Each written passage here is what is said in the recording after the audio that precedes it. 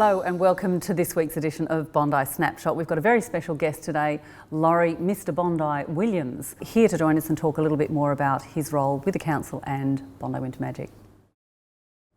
Well, Lawrie, thank you so much for joining us today. Very excited to have you on board for our special Bondi Winter Magic interview. Thank you. It's good to be here. I'd like to go back a little bit. I mean, obviously you've been a part of Bondi and its history for many, many years, and you were in fact a lifesaver for how long? I was a member of this club from 1971 to 77, and then I got a job as a professional lifeguard with Waverley Council in 1978, where I remained until 2002. Wow. So over that span of 24 years, I did 20 years plus as a professional lifeguard, including two as the boss, prior to Bondi Rescue and prior to Bruce taking over from me. So you actually trained Bruce Hoppo? The way it worked back then was he looked after Bronte and Tamarama and I looked after Bondi, so we co-jointly ran the service for a couple of years together. The sort of training that the guys undergo now, you know, they're almost sort of paramedical status.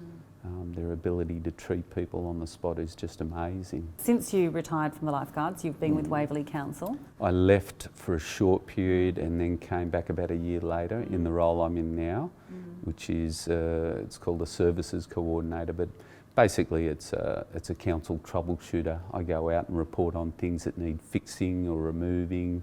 I get to speak to people in the area and discuss what their needs are. Fantastic. Well, that must really put you at the pulse, I guess, of what's happening in Bondi. Yeah. What are the major things that are facing people at the moment? The expectations down here now, because of the amount of money down here, the expectations are so much higher. So, you know, we've got to keep raising the bar in terms of our services and what we do down here for ratepayers. And we've got a lot of old infrastructure dating back decades, and we're trying to play catch me up with all the new development going on.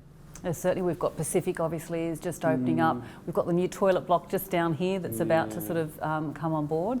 Yeah, it's a lot of new development. There's cranes all over Bondi at the moment, aren't there? Yeah, and there's a lot of things that people don't think of, you know, day to day, and that's things like footpaths and roads, things that you take for granted. You drive on, you walk on, you utilise every day, whether it's stormwater, which belongs to us, and we're responsible for, you know, the upkeep. All those things need to be upgraded, and the more people that move in, the more development there is, the greater the need. One of your roles obviously is the Bondi History Walks, which are heavily oversubscribed as part of Bondi Winter Magic, but it's made you Mr History Man of Bondi. Talk us back. I mean, obviously we've had people living in Bondi for quite a long time. Where do we go back to? Where are our roots? Well, the European history is really quite new.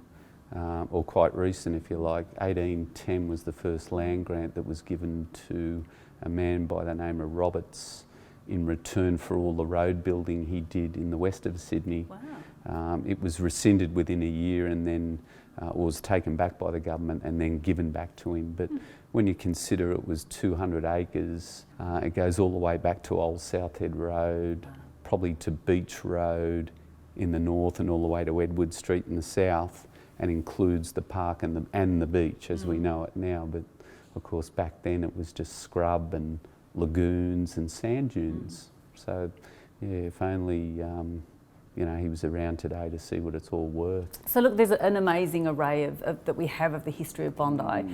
Tell us a little bit about the history walks. So they start down the pavilion, but you were telling me a little bit about the Biddigal Reserve and what was originally there. Okay, so in the very early 1920s, before the Bondi Pavilion as we know it now was built, there was a building there on private land called the Beach Court.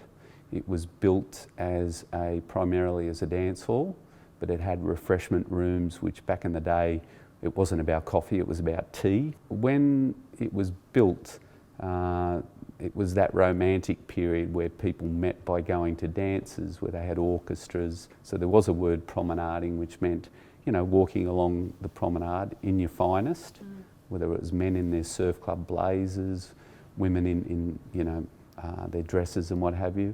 And it was all about you know, meeting a potential partner and asking that partner to a dance. It's wonderful that Bondi's got that great sort of background history. I'd love to say thank you so much for joining us, Lawrie. Thanks, Marianne. Awesome. Thank you. Have a great Bondi Winter Magic. Thank you. So the Bondi History Walks are just about sold out. There may be a few spaces left. Go to bondiwintermagic.com.au to check that out, as well as all the other events surrounding Bondi Winter Magic. Thanks for joining us, and we'll see you next time.